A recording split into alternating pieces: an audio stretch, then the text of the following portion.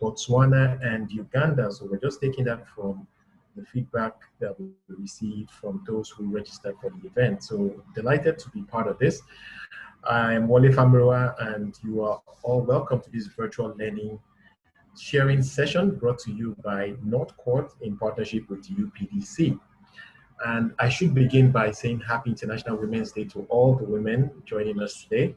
I feel particularly honored to be part of this today because we are interacting, as we will find as we move forward, with a crop of really distinguished real estate professionals who have been gracious enough to share some of their time with us today.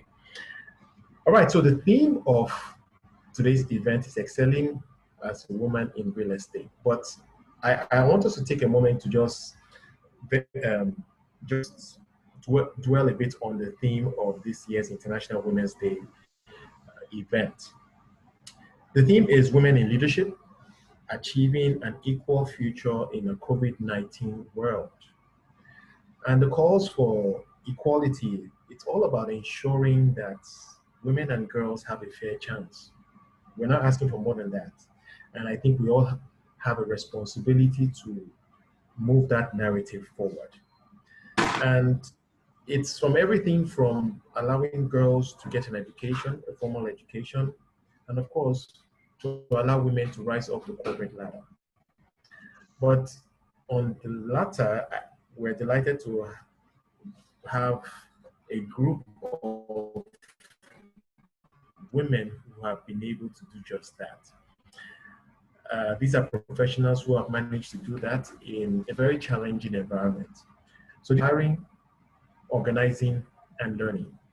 I mentioned inspiration because we would be inspired from the stories of these professionals, no doubt.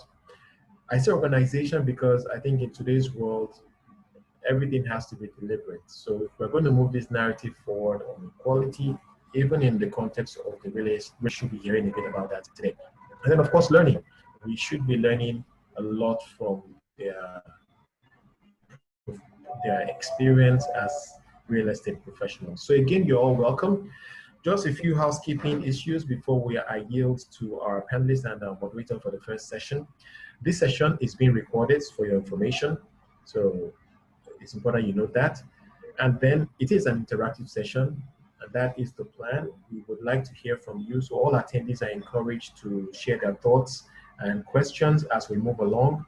Please use the Q&A field on the platform. It should be towards the bottom of your screen, depending on the device you're using. And finally, I want to encourage all our panelists to please turn off their cameras if they will be so kind to do so. And of course, keep your mics muted until, of course, we introduce you and you are called to be part of the session. So thank you so much for that. And on that note, I would like to move on to introduce our first panelist for the first session. And moderating that session, first of all, the theme of the session is Women in Real Estate Services. We will be hearing from another panel that will be focused on women in real estate development. But the first one is on real estate services. And the speakers for this panel are Onida Mola Bamishile, General Manager, Northcourt Real Estate. We also have Chinwe Ajene Sagna, Founder, Catalyst Realty Solutions. Oh, by the way, as I do introduce you, I want to encourage our panelists to turn on their cameras. And in a moment, we should be hearing from you. So please switch on your cameras as I introduce you. Modupe Anjos is the CEO of Ride On News. And we also have Vivian Ugwayo, Director, Bro Kenya, joining us for this session. And we have moderating the session, one of the few male voices you'll be hearing during the course of today's session. Ayo Ebaru, he's Chief Operating Officer at Northcourt. And on that note, I'd like to yield to Ayo. Ayo, it's over to you. It's great to be here. Good afternoon, everyone. And thanks once again for making out the time to be at this event. I would like to underscore Wale's points about this being one of the few male voices that you'll be hearing today. Our hope is that even as we go on, we'll have even more women involvement. In our company, we've seen the value that is brought to us on an enterprise-wide level. So Vivian from Kenya, thank you very much. Oyi, I think you're in the room just across me. Modupe, glad to see you have your speakers and your lighting intact. And Chinwe, for the first time in my life, I still don't know where you are in this, on this planet. But I'll just start out with the first question, give us a brief intro into the rest of the session. And I'll go starting with Oyi. Could you briefly just tell us how you got into the real estate industry? Just briefly, and then we'll walk to the other speakers. I think you're muted. Okay, thank you. Thank you for that. Thank you very much. Hello, it's good to be here. So I'm a chartered accountant. I'm a professional accountant. So I came into the real estate industry as an accountant. I came into Northcourt as an accountant. And because of the oversight functions that I performed in Northcourt, I was able to help the team. I provided support for the team. And when the opportunity provided itself for me to move up and be a leader in Northcourt, I was able to take it. All right, very brief. Thank you, Vivian. I think you can go next. Thank you so much, Ayo, and thank you for this opportunity. And I'm very excited and honored to be considered as part of the panelists. And I look forward to learning, throughout the entire session. Yeah, so to me, it's a story. I've told this. I'm not shying away from saying it again. I stumbled into real estate by chance. It wasn't something that I planned on doing from my high school education. Honestly speaking, I only knew about, I think, a maximum of 5 professions, given that I went to a typical village school. So real estate, and what I eventually learned was land economy. It wasn't even anywhere around my radar. I didn't even know anything about it, but I'm so grateful I had strong mentors at that time of my life. And my teacher at that time actually helped me fill out the university application form. And he somewhat knew about land economy, but never thought of introducing us to it earlier enough. So then I did my undergrad land economics, and I ended up loving it. So I was like, okay, yeah, so this is something I have passion in, and I can make something out of it. So from my undergrad, also did my master's property investment from University of Reading. And through all that process, I was also somewhat gathering experience from the market. So I was already practicing at that time. I started off from a very humble, I'd say, sole proprietor kind of business. So I was doing everything from making tea all the way to property inspections and writing the reports. And people, agree that starting with making tea, because I make tea too, but Yes. And at that time, you're just enthusiastic. You're waiting for someone to give you an opportunity. You honestly do not mind anything other than having to get that experience at the end of the day. And then I moved on to, growing my career. I became, I got my qualifications locally, not just locally, but also internationally, because a chartered surveyor with RICS, and also I actually did 2 things. I did the property investment route and finance route, and then also the valuation route. So other than just being a chartered surveyor, I'm also a chartered valuer, a chartered and licensed valuer under RICS. Something I can bring out from what you just said before we move to Modupe is the place for mentors and mentoring, and I think that's something that I'm hoping we will touch on as we move on. But quickly, let me go to Modupe. Thank you, Vivian, for that introduction. Maybe offline we can discuss the connection between tea making and becoming a director. mind already. I'm going to go over to you. Thank you. Unmute yourself. Okay. Thank you for that. Hi, everyone. Good afternoon. So I am the managing director of Rydal Mills. I started real estate organically, and from inception, I built the company from the scratch. And I have a real estate background. I studied real estate in the university, but not with the intention, as a lot of people will study in the university, well, in Nigeria, I would say, since this is international, and then come out and try and do a few other things. I did do that. I went through that route, but ended back in real estate. And at the beginning of my real estate career, I've always craved to add value in whatever I do. At the beginning of my real estate career, I realized that there was a lot of value addition that I could bring into real estate, especially because most of the clientele, most of the people that I was coming in contact with, they were tired of having to deal with unstructured environments. A majority of the people in real estate coming through a low entry barrier. And so some of them, they don't give the value that people crave for. So I saw that opportunity and I took it. So the company started from a one individual company. Okay. And to my amazement, I think, so when you try to add value in whatever you do, you would stand out.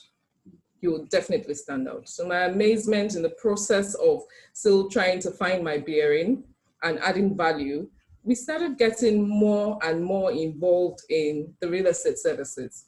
Now, because my background is in real estate, automatically we started buying and selling properties for individuals, but our core competence, which is property management, came to play from buying and selling for people who now started giving us their assets to manage in terms of property management and all the other areas in real estate that we deal with at the moment.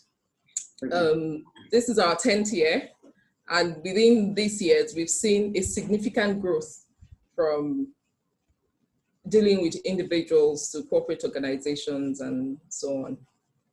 So I would say that's my real estate journey. Thank you very much, Modupe. So Chinwe, we've been on panels before, so I am happy that this first round of questions is ending with you, because you are going to kick off the next one. Now, because I know you on a personal level, I will just ask that you please try and summarize your responses to the second question. So of course you will tell us how you got into the real estate industry. But then the second question is, how do you prove to a predominantly male-dominated industry that you have the skills to actually move things forward? So you take the first. Okay, sure. I will start with the first question. Yes. Will do. So first of all, thank you so much for inviting me, and it's great to be on the panel with you again, Ayo. I would say my interest in real estate started from my childhood. Sounds kind of funny, but my dad used to run a company called Chartered Aluminum, and he did windows and doors. So I grew up on construction sites. On Saturday, he would drag us in to visit sites where he was working on projects that he was building with windows, doors, roofs. And that's where my interest in real estate began.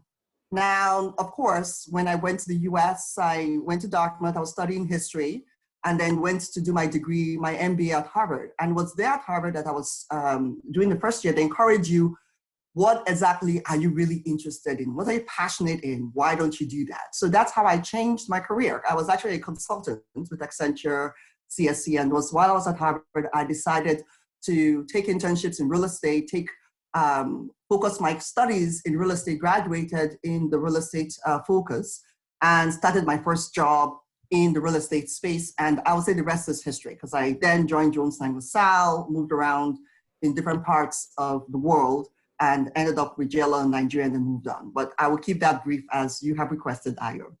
Now, to move on to the second question. To move on to your second question, how do you prove yourself in a predominantly male-dominated industry, that you have the skill to move your field forward? Yeah. I would say it's a matter of your own personal choice and the message you want to bring across. I always have decided from a very young age that I don't take no as an answer. And I think anyone that meets me, even at a young age going forward, always see that confidence in willing to work hard, showing expertise, and being unwilling to take no as the answer. And so even though right when I joined JLL, the very first job I had was in the military bases. They were privatizing the military. So I spent 6 months in Army and Air Force bases, dealing with generals and negotiating master plan communities so if you're thinking about a typical what you would expect when you think mature world, it was at a very young age dealing with those as my clients. And what I brought to the table is what I focused on, which is expertise. When you see me, you're seeing expertise, you expect quality, you're first class. And once clients or people are associated with recognize that, and I know Modupe talked about value, and it was all about making sure that value came across. That was what I used as my way to deal with the barrier. And so never trying to give an excuse, always coming with my A game to the table and expecting that is what allowed me to succeed in the real estate space. You know, Chinwe, I was hoping to ask you a follow-up, and maybe you can just chip in before the others have a chance to chip in on this question about how do you prove yourself. I have often heard it said that women have to do like 200%, 150%, to show themselves as competent.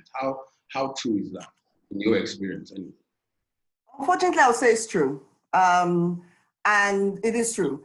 But I would say at the same time, I'm the kind of person that says, look at the situation for what it is, understand the playing field, understand what it is, and then just beat it. So if it means you have to work harder, you have to do so. But once you are able to prove yourself, those barriers do come down. In the real estate space, I have been in spaces where women I have actually worked with a colleague where they told her, this is your second pregnancy, chances are we will never promote you. In the end, she left the firm. And that was just, I was pregnant and hiding my pregnancy at that time. And when my pregnancy showed, I just kept a very straight face. I was terrified. I won't lie. I was terrified, but this lady called Amy Cuppy, she teaches at HBS.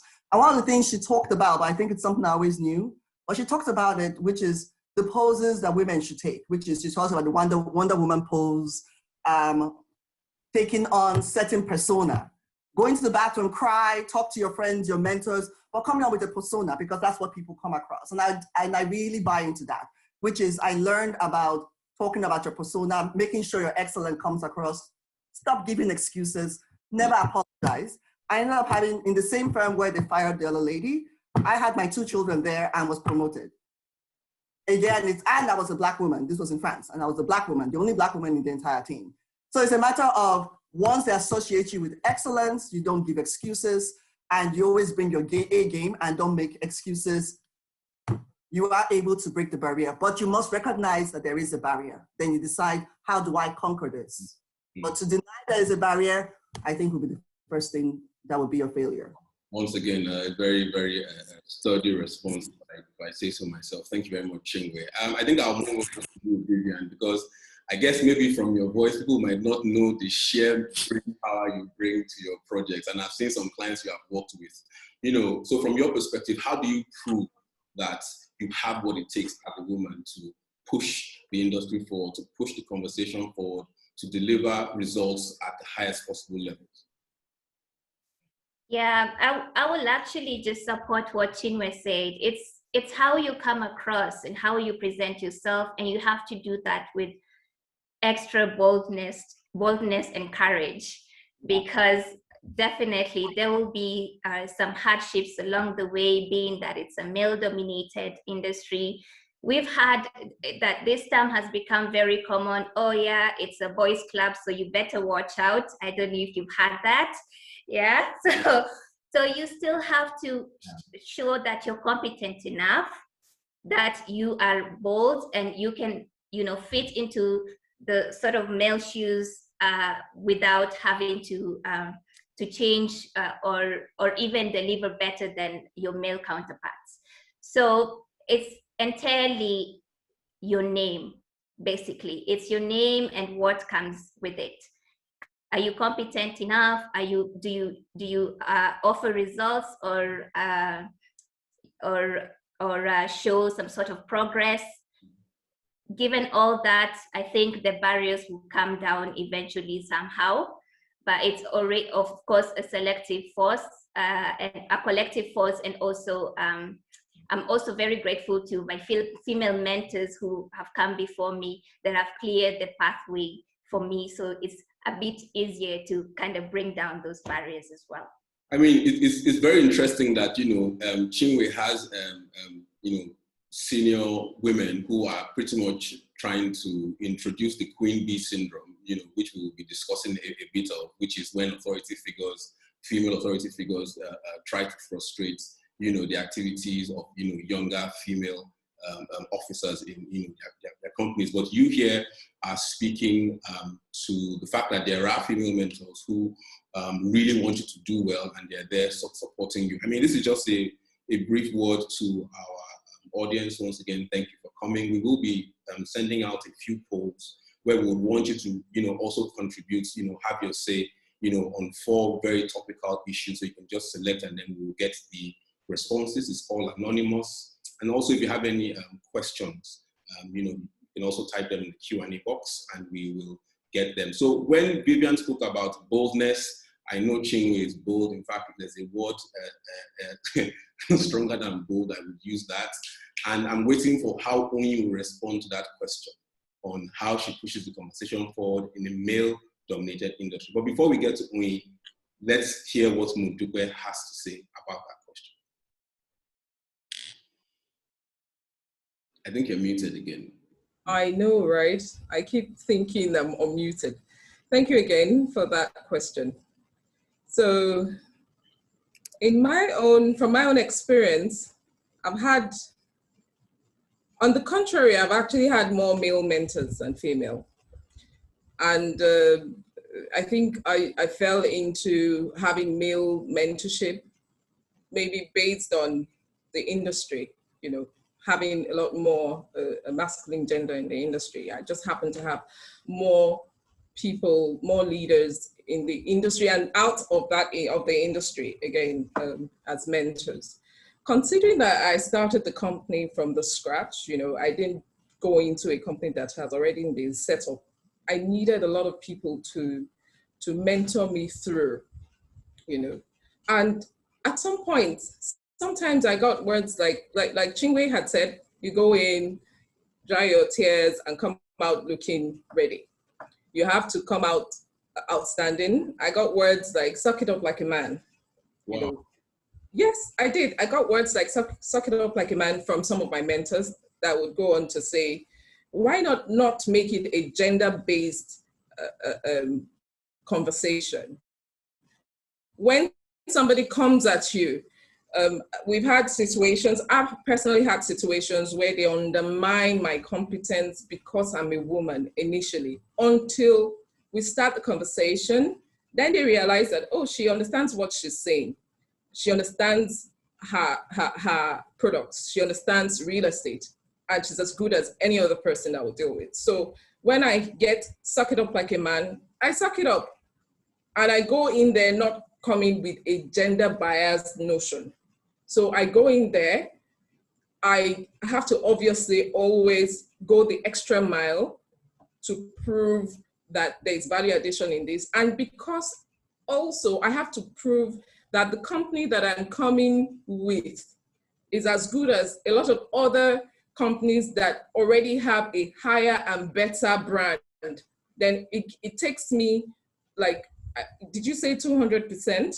It takes me 500%. I need to do like 500% more than any other person, because I need to prove that even though we're a Nigerian-based real estate management company, we can do exactly what any other international company will do. I also have to prove myself that even though it is run by a woman, we will do what any other person in the males club will do, as Vivian had said.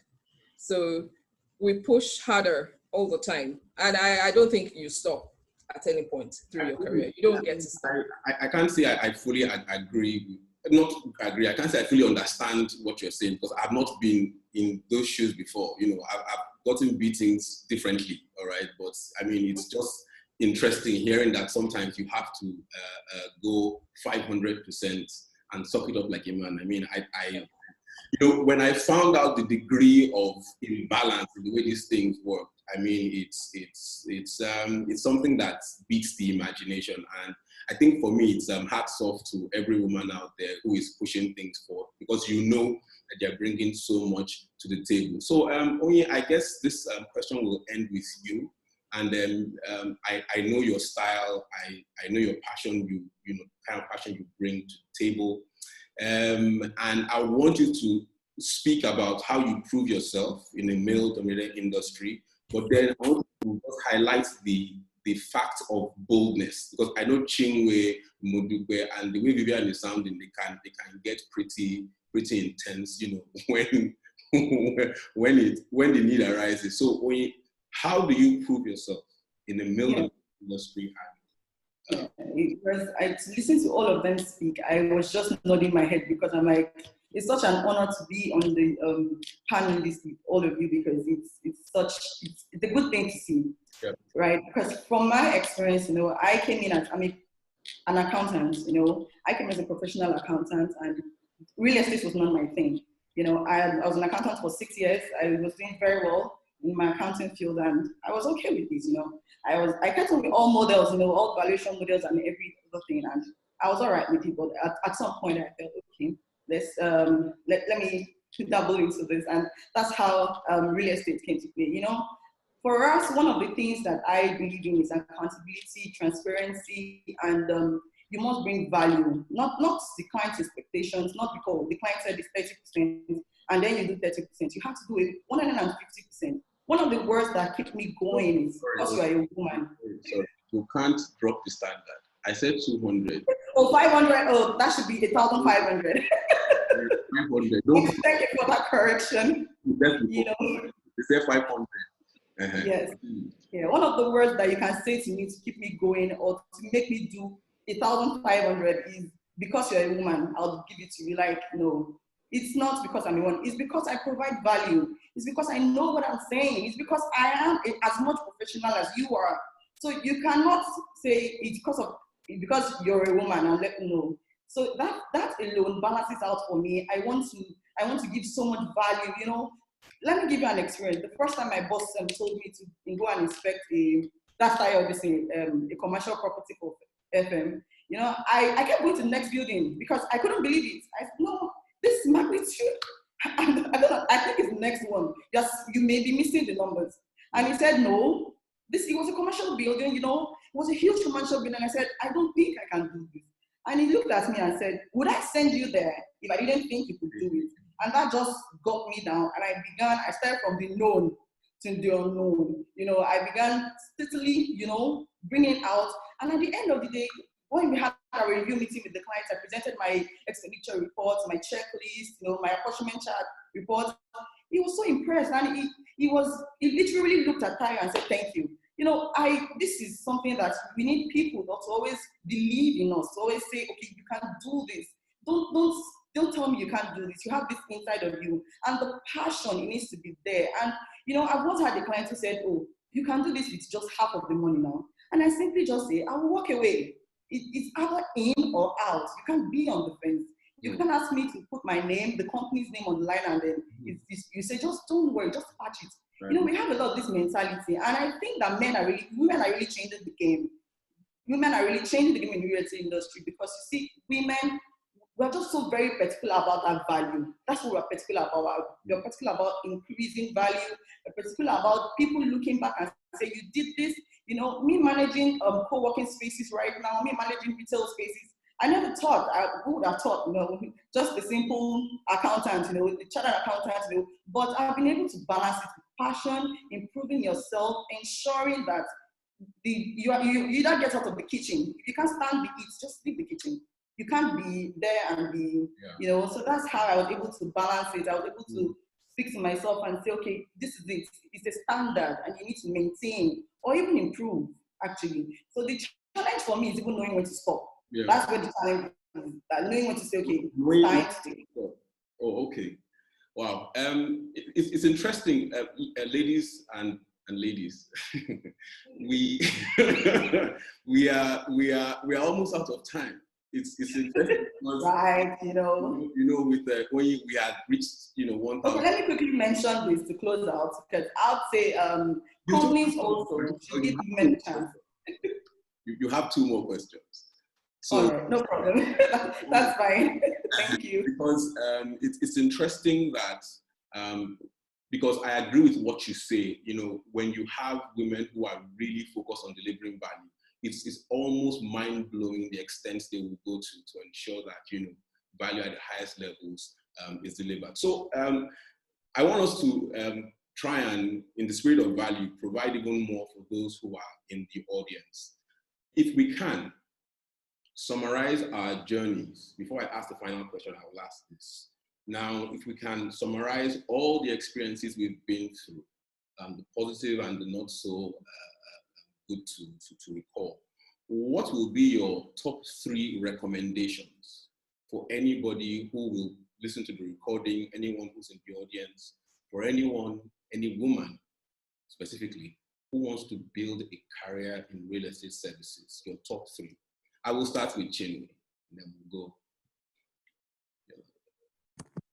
Sure. I would say, first of all, it's important to build expertise, so you know what you're talking about. Okay. I believe, and take the time. Give yourself time to learn, be humble, learn from mentors, learn from the market, so develop your expertise. Be ready to work hard. Build a solid network in terms of mentors, supporters, with solid courage to step in. So I would say those are the main things. Okay. So build expertise and be ready to work hard, and of course, build your network with people who can really push you and then can help you grow. Fantastic. Vivian, what do you say to that? I just like how Chinwe is just giving me answers already. Yeah, so of course, be competent. So develop your competencies, because at the end of the day, you need to be chosen from merit, not just because of gender. Like, it's not even, we shouldn't even be having a discussion about gender. We should be having discussions about, are you competent? Are you able to deliver? So that's number 1. You have to build around that, your network and every other thing. And then, of course, follow that with boldness and courage. Do not be afraid also to lead with empathy, because some are considered that leading with empathy is some sort of weakness. But as a woman, I know for me, I would prefer leading with empathy than being, aggressive. And then I think for me, the final bit would be, it could be like a different exact from what we've been discussing, but I hope someone had told me this earlier, is that the boardroom is not a place for tears. So you have to be strong. Sorry, you need yes. Not go crying in the boardroom. Wow. Just don't. Go with a rational mind, have your points ready, jotted out, and then make a decision and your points from a rational point of view, not from an emotional point of view. That's it. I thought you had one more for us. No, those were 3 already. Wow, that's really deep. Modiko, please. So I will be coming from an entrepreneurial standpoint, because that's what I know. So I would start by saying anyone coming into this should first of all build your structure. It is very critical to have a structure. Real estate, you cannot do it alone. Share your vision. Let your structure share the vision of your organization. Let them understand that value is critical in whatever you're doing with the people you're dealing with. So build your structure. That's one. There's also something that keeps on keeping me going. One of my mentors, he said to me, evolve or die. Evolve within the space you are in. You have to keep evolving so that you don't get caught up with surprises. I mean, when COVID started, if you still do things the way you're used to doing it without evolving, without trying to, change or, find new ways you will die. So you have to evolve even within your space, find out what's going on, the new things that you need to put in to create more value for your clients or for your business. It's very critical. You also need to, mentorship is very key, and networking. So through mentorship, I had more, like I said, I still have more male mentors. And I think in the process of having that male mentorship, I reason like man sometimes. So sometimes I reason like a man. Sometimes I create an understanding with my team like a man would. So mentorship, networking, evolve or die, and build your structure. All right, thanks a lot for that. I guess we have Onyi next. And Onyi, just so that you know, one of your fans, I believe, has sent you a question in the Q&A box. And then there is a rather difficult question in the Q&A box for our highly eloquent panelists. So I have passed it up the chain of command. If the question gets approved, then I will ask it. If not, then we will just have ourselves a nice day. So Onyi, I guess it's up to you next. Thank you very much. I think for me, the first thing is not to compromise on excellence. Okay. That there's no short corners, there's no shorter route. It's forward, it's forward. You know, you don't compromise on excellence, your expertise, your values. You continue to own your skills on that. Secondly, I would say it's important to also be humble.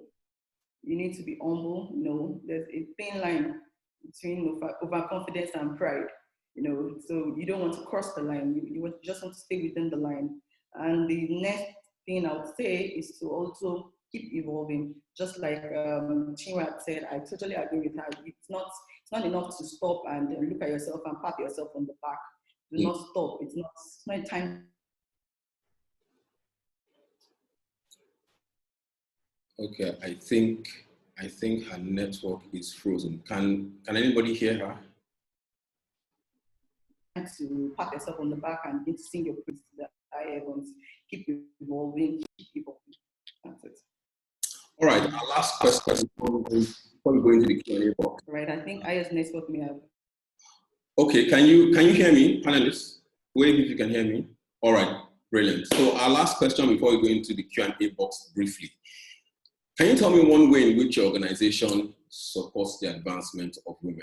Just give me one way and then we'll run through that. Chinwe, once again, I will start with you. Yeah, I'm going to piggyback what Vivian said. Okay. Clearly, in terms of supporting the advancement of women, we're women leaders. So even if it's just having an example and being that example to motivate younger women and even other women and leaders and clients that we can do it, we're leading by example just by being present and being at the table. But I love what Vivian said because it reminded me of a situation I was dealing with, and I'll try to keep it short. The fact is, yes, we are in a man's world, but we don't have to be men. And I think it's really key, and I think it's some of the things that have, and I'm sure all the ladies here probably relates to that. You can be in the boardroom, but you don't have to be a man in the boardroom. You can be a woman in the boardroom. And being a woman does not mean, yes, being teary or any of those things. You can still be confident and bold by being a woman still in the boardroom. So I'd love to be able to piggyback on what Vivian said, which is lead with empathy, but empathy in terms of recognizing excellence, supporting excellence, and supporting women's excellence in the space.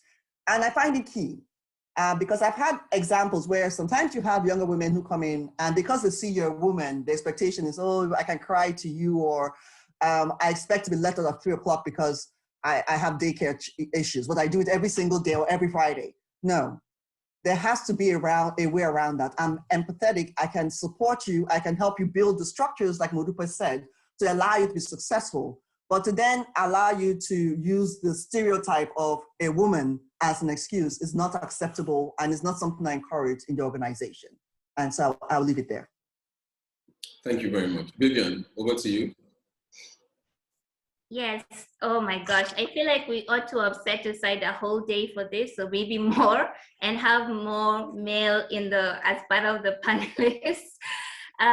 Yeah, well, for my organization, I'm actually grateful because I'm in this position because of my current organization and employer. So they actually strive and encourage women in the leadership positions. And we don't have, as an organization, we don't set targets or quotas for women in senior positions, because this can sometimes be arbitrary and pointless. Appointments are based on merit. It's purely merit, and that's visible from 65% of the Brawl Exco is female, 60% of Brawl Kenya senior management team is female, and 50% of the divisional MDs within Brawl are female. So encouraging and breaking those barriers as well. Thank you. So I will say that just like Vivian said, in our organization, we don't have gender discrimination.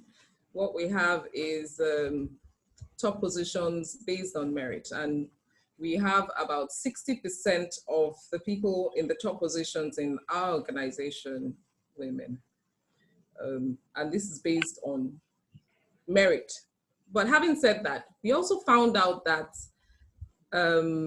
women are a bit adverse, or they're a bit skeptical to, key into real estate. A lot of women, when we did a poll, we were able to find out that a lot of women are more skeptical to invest in real estate than men. And we were able to partner with a financial institution to create an opportunity for everyone, actually, to buy into a home and pay in bits. It's a promise to own scheme. Pay in bits while they live in it. Most of the people that buy off-plan projects, they buy the property and pay and take up the property at the end of the project. But we were able to come up with an initiative to get people to buy properties and live in it while they pay for it. And the percentage of women that keyed into that product was way higher than men. So I think it was an opportunity for women that could not afford to pay for properties one-off to take up that opportunity. So I think we were a bit productive in giving women a chance to buy into real estate. All right, thank you. Over to you. Can you hear me? Okay, I think you need to unmute, yes. So the question moves to you: in what ways does your organization promote, the advancement of women? Just one way. Yes, I think, thank you very much. I really agree with what you said, by the way, Modupe. You had a very good way of presenting that. I couldn't have agreed more. For me in Northcourt, I think my own contribution will be for everybody to be deliberate. Companies need to be deliberate about hiring women. When I came to Northcourt, then it was like a boys playing field. The emotions were running, the bathroom was tension, and I know Northcourt was deliberate about hiring a woman. And I'm really grateful for the opportunity, by the way. And I know that the company is also very grateful, because I know the value that I've added, I know the value that I've brought in, I know what I'm able to create, and I know what all structures that I'll be able to put into place. So I think companies should be deliberate. It should be a deliberate thing for everybody to hire women. Don't say because they're ladies, or because don't think because they're ladies, their professionalizing is in question. It is not in question. You just need to be able to assess it, and that's it. Thank you very much, Oyin. So once again, I want to thank all the panelists for your time and for answering our questions, but I'm sure you think we're about to be finished, but we are not, because we have some questions from the Q&A session. Now, this is from Botswana, and the person starts out by saying, thank you, ladies, for the inspiration. I would like to ask a somewhat controversial question. Have you had any unprofessional advances from your male counterparts for a promotion, bigger bonus, etc.? And if yes, how did you handle the unprofessional advances? So the question is around unprofessional advances in the workplace or in the course of doing business. How do you prevent that? How do you manage it? Just give us brief answers so that we can touch on the other ones. Who wants to go first? Because these ladies are bold and they are confident and they don't cry in the boardroom. So you need to tell us how you avoid this, because this is something I have heard quite a bit about, and I'm sure it's a very important question to the audience.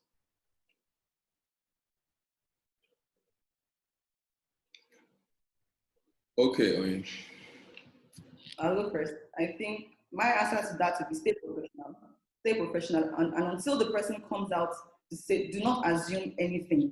Stay professional. Just try to stay professional. It's very important. Don't go with the flow, and don't begin to look at green or blue or red lights. There are no lights.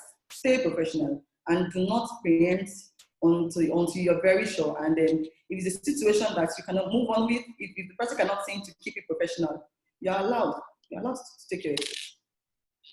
Thank you very much. Vivian, I saw the way you were nodding your head as Oyin was answering. So training means that you move to you next.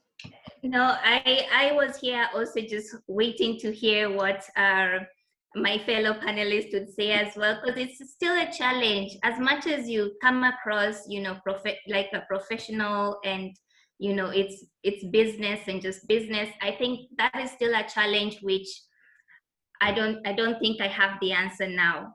But at the end of the day is you have to stay true to yourself. So if we have very strict policies about sexual harassment and things like that. So you just have to come forward, be honest, be truthful about yourself, and let your professionalism speak for you. But at times it don't always work out like that. So. So generally, I would drill deeper, but I think even for me, it's a very uncomfortable topic. So I will just go to Muduka and then end with Chinwe.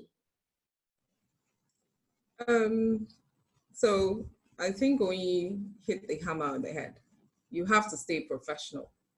Remain professional and do not assume anything. Just carry on with what you're there to do, and until you get the advances very directly. And if you do get advances directly, you need to clear your position. It's not only in the real estate industry, I think it's all over. So you need to take up that mantle the way any other professional would. Okay, thank you. Chinwe, over to you. Yeah, I echo what all the ladies have said. I think what I seek to do usually is, I almost call it a poker face. When you say dumb blonde, it's almost like with the bright eyes, with a very straight face, where you're, like you said, and maybe that's how I push it to say, okay, you really have to spell this thing out to me for me to get it. And that already puts the person in a very uncomfortable situation where they know that you are ready to challenge. So that's one, I would say, is being very professional, being very courageous, but being very bold in the approach and making it very clear there's a clear distance. I also say, and this is where it's challenging because we all talked about networking, building relationships, mentoring. My role is in business development. And where do you do business development? It's at the dinners, it's afterwards, it's like right now I've picked up golf, it's all of those. So you have to define within your space how you're making sure you're comfortable. Do you leave on time? Make sure your driver is there. Make sure you're going in with another female colleague, or maybe a male colleague that you're very comfortable with. Ways that you can ensure that you're having the business, making sure that, because at the same time, it's not necessarily a boys club, being in a dinner, being in some of those more comfortable networking areas is where you can have those conversations. So to tell yourself, oh, I will not go to any of those places, then you're also hurting yourself. But at the same time, is how do you create barriers and ensure that you're safe and allow for an open, honest conversation that does not cross the line? And you have to create that wherever you go by planning ahead of time. And the moment you see something uncomfortable going, you leave, or just me typically leave early. Okay, I have one last question I would direct at Onyi, because the person here specifically mentioned you. But before I do, we just concluded our first poll, and the poll is on biggest challenges, and the audience has responded. Now, the question was, as a woman, what is the biggest challenge you have faced in advancing your career? 38% said family commitments, 41% said unequal opportunities, 14% said unequal pay, and 23% said the Queen Bee syndrome, which is women hindering women.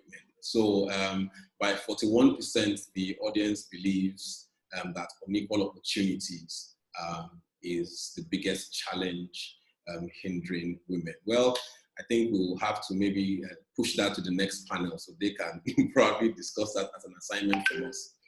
But the question to you here is, good afternoon, my name is Sarah.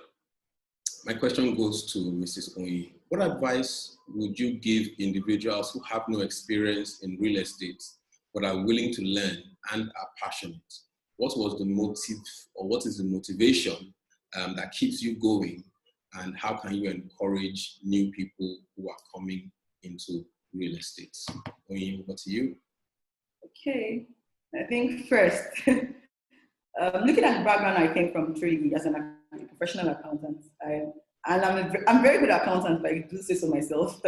I was actually excelling, if I can say that myself.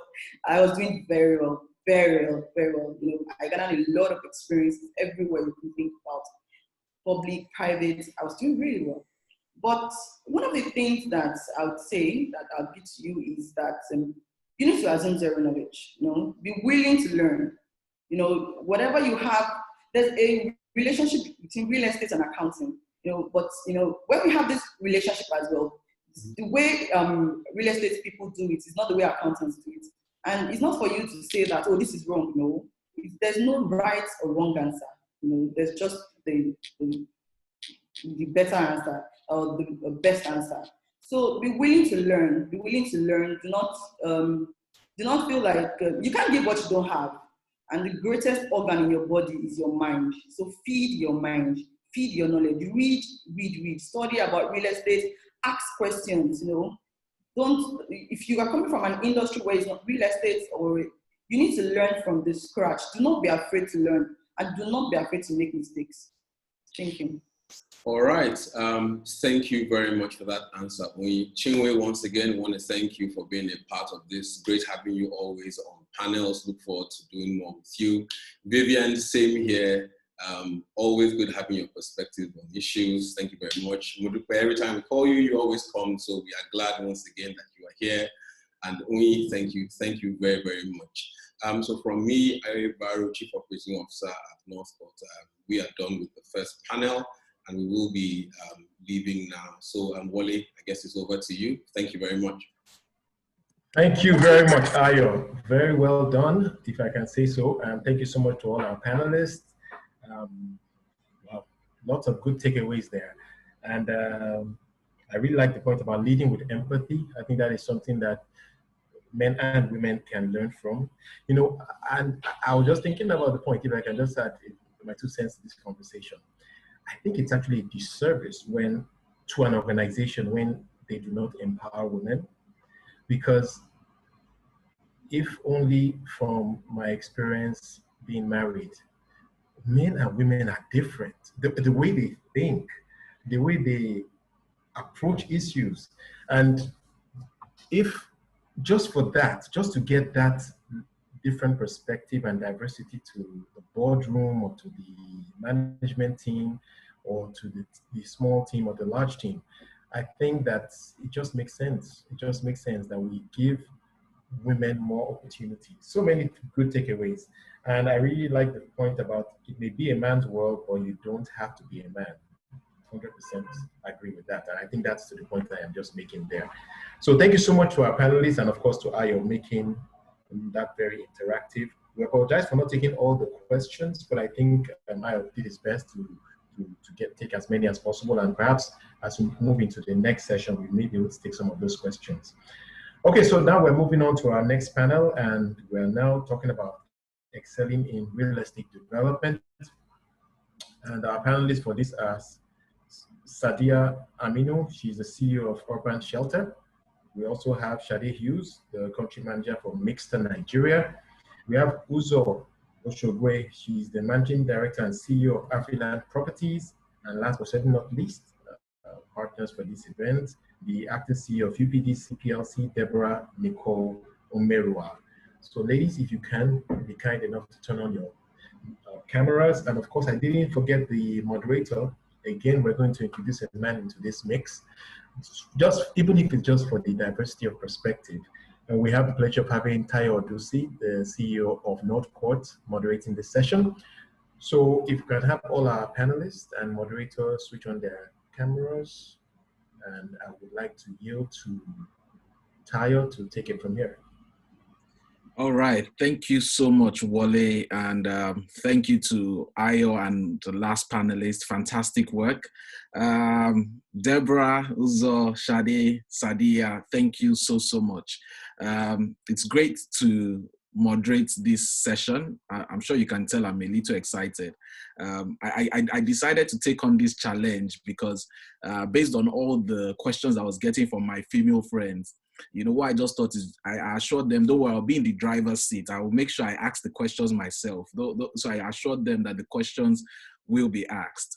All right, because great credit to our sisters in real estate services, and it's a lot of work. You know, I'm in real estate services primarily myself, but I think it even gets more of a boys' club when you get to the development space, you know, when you think about the fact that, you know, there's construction in the mix, you know, engineers, you know, sites, booths, you know, workers, artisans, and all of that. And you lovely ladies are sitting on top of, you know, some of the best, you know, organizations, you know, in that mix. And I would just start off with you, Deborah. You know, congratulations one more time on your recent appointment.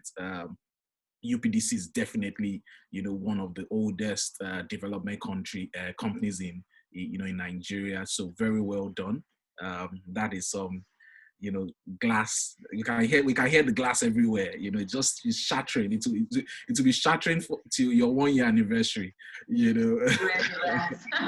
Thank you so much, Tayo. Yeah, congratulations on that. And you know, I guess my first question to you is, you know, what's been your experience, you know, in real estate, and how have you gotten here, you know, and also to speak to the fact that, you know, a large portion of your management team is also female, you know, so what's that experience been?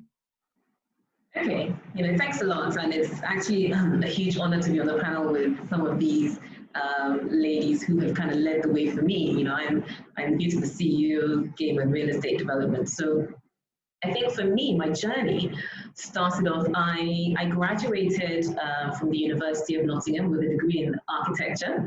I'm not an architect, I just did the degree because I quickly moved into the banking space because that was where the money was. Unfortunately, when you're a beginner architect, there wasn't really much money there. So moved into banking, and my progression from banking into property was inevitable as I have always had a passion for real estate. But working in the banking industry gave me a head for dealing with finance and investment. I started off as a mortgage advisor, and you know, as a mortgage advisor, you get to understand what your clients are looking for and the challenges they face with finding affordable quality homes from reputable developers. But then I also found that the key challenge a lot of those developers faced was actually financing their projects. So this drove me into the property finance space. So that I could ensure that developers had sufficient funds to produce the units, which the bank mortgage clients could then buy. Financing developers taught me a great deal about the development process and seeing as I understood how to structure projects so that they were bankable, I easily moved into the real estate development space and was able to secure financing from banks to build assets. So I think my background in real estate or in architecture already informed me on what quality real estate looks like and how to design and build efficiently. And that's how I guess I transitioned from banker to real estate developer. I think you had a second question about my management team. Yes. I think it's a very interesting question because our management team is, we have 8 people in our management team, or our senior leadership team, 6 of which are female. And, you know, we did not hire them because they were female. They were simply the best candidates for the job. And they were selected by a panel of interviewers. And it was just a coincidence that, you know, one day we looked around our boardroom and we realized that, hey, we're predominantly women. When we posted an image showing off our female-dominated executive team, there were so many comments like, "Why all women?" But I find it funny because I've seen many posts of management teams that are all male, all male executive team, and nobody makes a comment. It's not even a topic for discussion. Nobody bats an eyelid. So it was very interesting to see how people were so, I guess, taken aback by an all-female team. They were just the best candidates for the job. Fantastic. Brilliant. Thank you so much, Deborah. And it's just important to highlight the journey. You've moved through, different aspects of real estate, and that has all led to, where you are now. So I think that's a very important lesson, for those that potentially want to be where you are in a couple years down the line. Deborah, just to say that your audio is not as great as it was yesterday when we had a call. So you might want to tweak it while I get on with other panelists. And I'll move quickly to Sadia. Sadia, it's always great to see you, to have this chat with you. And obviously you are a beacon, of light, in being a female, CEO in real estate. But not only that, you are, a CEO in Northern Nigeria, so I think that, I guess my question is, how did you shatter that double glazed, glass ceiling, because, I would say it's double glazed, and you just shattered it. How what's your story? What's your experience? Thank you so much. And Tayo, always a pleasure when we're together. You and I have sat on quite a few panels. We're literally almost like family now. And again, amazing to be. I had a bit of a fandom when I saw the list of people that came up, and I went straight to LinkedIn and tapped it because I got very excited. I don't know Deborah, but once she was announced as the CEO, I think I remember sending it to my brothers because we all work together as part of a larger group of real estate companies, just to say, oh my goodness, look what's happening at UPDC. How exciting is that? So definitely congratulations as well. And I've met Shadi before, I believe, as well on another panel. Good to see you, and hope to also get to know the other ladies. So thank you for the introduction. Sadia, my name. I don't know so my journey is interesting because I don't think there was a journey. I was born into it. So I can't claim to have traveled very far to go or fall into real estate. Interestingly, when I think you're already part of something, you're almost sometimes running away from it. So quite early on, I actually really did not want to be involved in real estate, but it's something I knew really well, like the back of my hand. But fast forward years and years later, and you realize that, again, whether it's family dynamics or whether it's trying to fill in skills gap or capacity, you do fall into it. I think, I guess, a bit like Deborah, I was a very finance person, finance and economics. And once you get really into real estate, you realize that half of it is actually to do with finance. The other half is construction and design. But a huge part, and I would really say 50-50, is really solidly based in finance. So that really came to play and was incredibly useful for me. Regarding being in the North, it's always an interesting thing. And again, shout out to everybody here, but I'm the only person that looks like me on this panel, and it's everywhere I go. I'm trying to champion myself along the lines of a Konjo, just in case I happen to fall into that, I have a recognizable look. But more interestingly, again, because you're already born into this, there's this level of confidence I think you have when you walk into a room to try and discuss real estate issues. So the respect comes from actually just experience and being knowledgeable about it. So I can't say that I have had to struggle.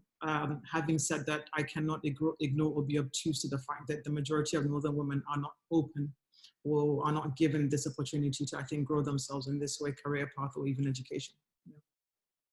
Fantastic. Thank you so much, Sadia, for those very candid words. And I guess a follow-on question I will be, I'd like you to touch on is how you potentially, feel you can work, together we can all work together to get more people that look like you, into real estate. I think I'll move to Shade. Feel very comfortable here. Shade, you're part of, the ARM group, which has a rich heritage of having women in leadership. My mentor, Yinka Larry, she was part of the ARM group, and that's just how it flows. How was that culture created at Mixta, and at ARM, to bring women into the room, and allow women to thrive, in that system? And perhaps you can speak to your own experience in highlighting that. Thank you very much, and it's lovely to be to see you again, Sadia. Nice to see you, and Deborah, you as well. I think we were on a panel recently together, and also Uzo. I can't see your face, but I know that you're there somewhere. And thanks to our other sisters, the 4 panelists who spoke earlier on. So the first question, can you hear me clearly? Yes, we can. Okay, all right. The first question about ARM and its culture, and the fact that the CEO of ARM is female, and several of the team leads are female, and there's ARM is an organization that is based on a meritocracy. There is no glass ceiling. We say that in ARM, in the ARM group. It's not about gender. It's not about tribe. The deputy CEO is from Gombe, and it's really about merit. So I think they've developed that culture over time, and I think that it's just something that has evolved over time. I don't think that there's any sort of HR policy about that. So it just so happens that in an asset management company like that, women have risen, over time. They've earned their stripes, and yeah, I think that's what ARM is all about. It's all about merit. The real estate aspects of ARM is of course Mixta Africa. Mixta Africa. I'm only new in this country manager role. I was doing other things in Mixta Africa before now. So I've only been in this role for about 8 months or something. You probably all know my predecessor, Kola. So shout out to Kola if he's there somewhere. And of course Yinka. Yinka used to be with us. Hi Yinka, if you're on this panel somewhere, on this call somewhere. My journey has been, I'm an architect, so sometimes I say I used to be an architect, and sometimes I say I'm not quite sure what I am now, but I am an architect. I started out, being an architect, and I was in practice for 16 years. I was fortunate enough, shall I say, to have worked with one of the top 3 architectural firms in Nigeria back then, quite a while ago. And I credit my journey really to my mentor, or my mentors in the industry then. I had an excellent mentor. He was the head of the practice. He was a Scotsman, an elderly Scotsman, and you can imagine Scots people are very meticulous and they're just very diligent and the rest of it. So there was a very no nonsense, very well grounded. I had very many good years back then. Let's take a step, before that. I mean, as a student of architecture in university, I studied in Nigeria at the University of Lagos. So shout out to all, alumni. As a student of architecture, you very quickly learn that, you're just one of the, I don't want to say one of the guys, because that just sounds, that already just sounds, I don't even know what, chauvinistic and gender, whatever. But you're just a fellow student. I don't think you spent any less hours in studio. We all, very much got used, to just being fellow studio mates. Spent many hours, you would, come back in the early hours of the morning and, see our mates just coming back from clubbing or this or that or whatever. So, I think the training training to be an architect, I think, first of all, sets you on I would say on a non-gender. So I'm speaking from my own personal opinion. So I guess, you know, everybody has their own, you know, have their own journeys and have experienced different things. But I think very early on, I just, you know, very quickly realized that I would have to earn my, you know, my studio grades. I would have to earn all my grades in structures and arts and everything else we had to do. I mean, it was nothing about me being a girl. It was nothing about me wanting to, you know, bring that girly thing to the fore and whatever. It wouldn't work anyway. It wouldn't work, you know. So I think very quickly, I just assimilated that, and I carried that on into practice. So, you know, I mean, they say that as an architect, you are taught from day one to be the leader of the team. So the youngest, well, back then anyway, things are sort of evolving with the advent of, you know, very complex projects and project managers and all that. But back then, the architect was and probably still is, you know, the leader of the team.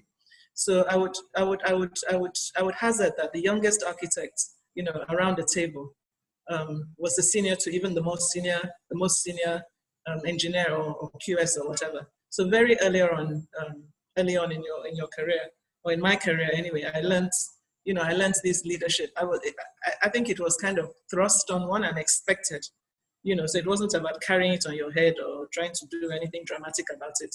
You entered a room, you entered a site meeting, you are the chair of the site meeting, you go to a site, you know, you're the leader of the pack.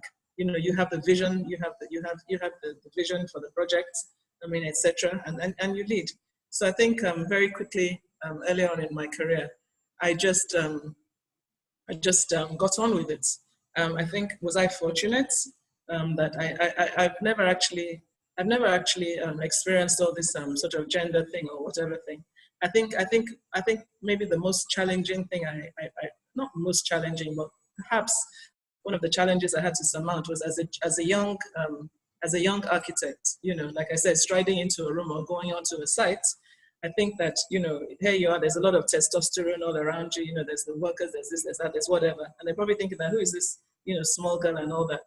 But I mean, I think one of the nuggets I would say, and I would probably jump to one of the other questions, is that you earn your respect. I think that is the thing.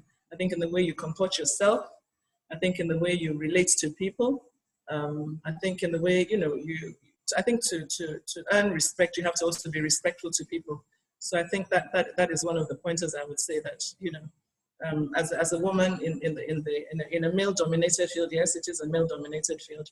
I would say that, you know, you need to earn your respect. And I think that somehow I believe, you know, I've kind of, you know, I've kind of been lucky, shall I say. I haven't sort of encountered any, you know, any untoward situations, and I think over the years I've earned my stripes and I've earned my respect. And I'm probably deviating, Tayo. So let me just let you. Yeah, let me just get in. But thank you so much for that lengthy you know, response. And yes, you have touched on a number of things. And just by way of joke, I now understand from what you said that you were taught as an architect that you're leader. That now all makes sense. You know, all those fights in, you know, site meetings, it now makes sense. You know, no one ever said it this way. But thank God for this panel session with you, Shade. Uzo, it's always great. I mean, I've heard your story, you know, once or twice, but I'm sure there are a lot of people on this panel, you know, attendees that haven't. So it'd be great to hear from you on your foray, you know, into real estate, and for you to kind of land on some recent things that we see happening, you know, in Afriland and UPDC, with more women coming into leadership. I want you to kind of land, you know, with that. Hello, everybody. Thanks for having me on the panel. Hello, Shade. It's been a while. Sadia, I think we came across in Abuja once. And Deborah, welcome on board. Okay, how did I get into real estate? By chance. I have a degree in chemistry, a master's in information systems design. So I'm not an architect, neither am I an engineer. Purely by chance, I was working in a bank in the strategy department, and I kind of headed up the branch channel, like branch expansion. It was a bank. And I worked a job came on board, and I worked with a consultant to actually do a paper on the turnaround of a property department in the bank. So as a consultant, I put on my consultant cap and we did this paper. And in the wisdom of our CEO then, he says, okay, this is a nice paper, so we want you to come on board and implement it. So, you know, as a consultant, normally you just, you know, work on a job and you come with trailer loads of paper and you hand it over, you get paid and you walk away. So this time around, submitted the paper and I was told to come, you know, get seconded into that property unit and help implement my recommendations. So that was actually how I got into real estate. So I joined, I seconded into UBA Properties in 2009. And one thing led to another. I became the CEO of UBA Properties in 2010, so less than a year. And here I am, from UBA Properties to Afriland Properties. So purely by chance. So Tayo, what was the other question?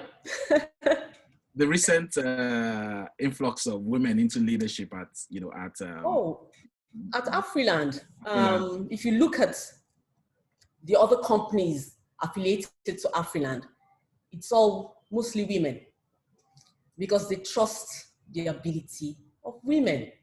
You know, they've learned to recognize the fact that when we put our mind at doing things we always exceed expectations. We don't settle with just being okay. We don't reckon with mediocrity. It has to just be the best. And I think people are beginning to realize, because if I remember when I joined the real estate sector in 2009, there weren't many women around. Not many. Yeah. You know, but I think we're beginning to prove ourselves. You know, I came into the real estate sector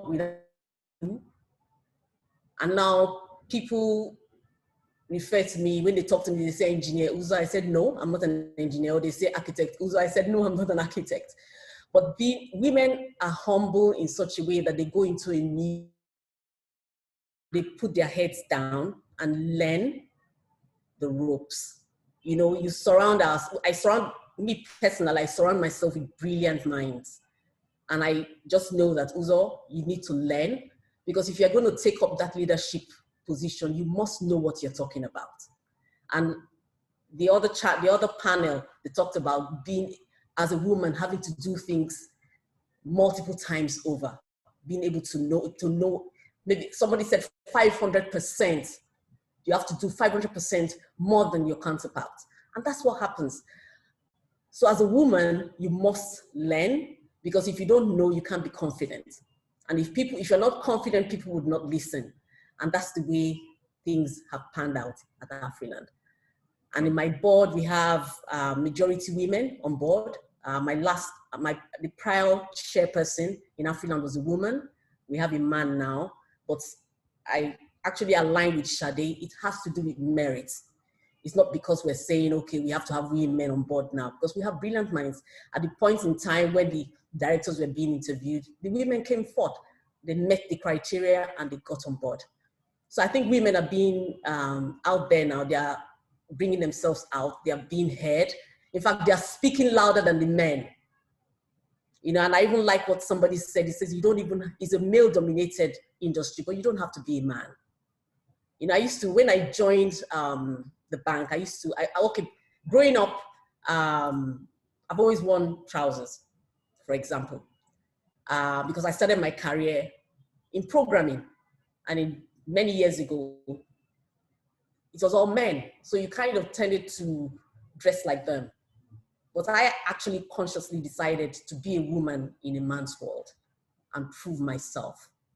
Yeah. So I guess, Uzo, I want you to just begin to ruminate on how you're going to tell us, you know, just if you can make it out into some form of framework, because it seems you have the hack for, you know, harvesting women. You know, I'm here in real estate, and I know that, you know, if I was to throw out, an advert today for most roles, it's almost normal that 80% will come back, as male, so how do you get, these women, how do you find them? What kind of policy do you have in place to make sure that there is balance when you're interviewing, and then there can be balance when you're selecting? So I want you to begin to think about that. But I'll just go back to Deborah. Deborah, and it was interesting that on the last panel, someone kind of touched on this. And this is a little outside of, what we're essentially talking about, but it's also keen and very related. We know that in Nigeria, and I'm ashamed to say it, that, a lot of, investment in property or anything that's to do with capital goods is often done by, by the man. I mean, I know of some women that will still give the money to the man and say, go and buy the property, and there are some parts of Nigeria that men don't transfer their assets to their female children.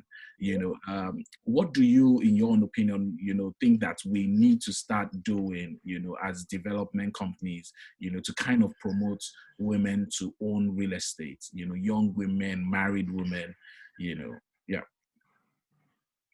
I think that's a really interesting question. And I think for a development company, the key thing is, if you want to attract women, it is very tough in the current, I guess, the culture whereby, especially if you're married, you typically wait for the property decisions to be made by the husband. When you're single, maybe it's a little bit different. But because we're aware of this unfortunate pay inequality between men and women, it's making sure that we lower the barrier to entry. Making sure that your properties are priced at a certain point and you're building something that if you're a single female, if it's a 1-bedroom or a 2-bedroom you need, then they have access to that stock of properties.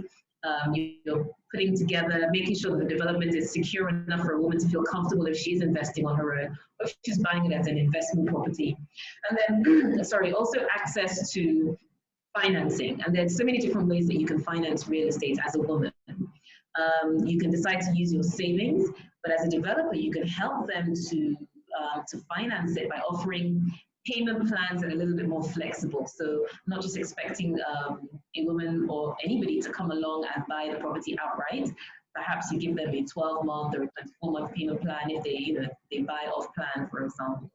And then, access to mortgages as well is important, making sure that, people can afford to actually get the mortgage, because sometimes mortgage interest rates can be very prohibitive.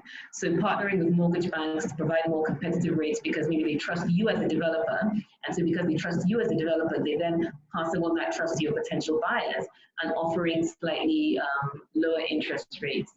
So I think, look, it's very, very tough. And I'll be honest and say it's not just tough for women to invest in real estate. It's tough for both men and women, but I think the biggest challenges women face is just the cost element, because they do get paid so much less than their male counterparts. So just making the payment options flexible, I think is what best the developer can do.